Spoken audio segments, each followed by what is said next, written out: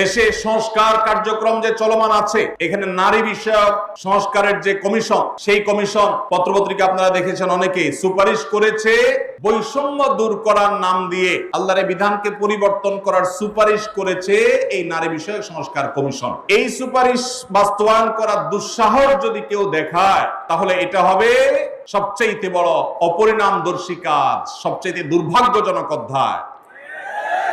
এদেশের সংখ্যাগরিষ্ঠ মানুষ তারা ইসলামকে পছন্দ করে, মুসলমান, তারা ইসলামকে ভালোবাসে মনে প্রাণে, ধর্মপ্রাণ।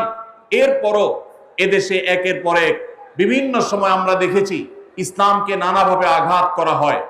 আমরা মুসলমানরা সর্বশক্তি দিয়ে এই সামান্য কিছু হাতে গোনা ইসলাম এবং মুসলমানদের প্রতি বিদ্বেষ পোষণ করা এই অপশক্তি, এদেরকে দমন করবার শপথ আমাদেরকে গ্রহণ করতে হবে।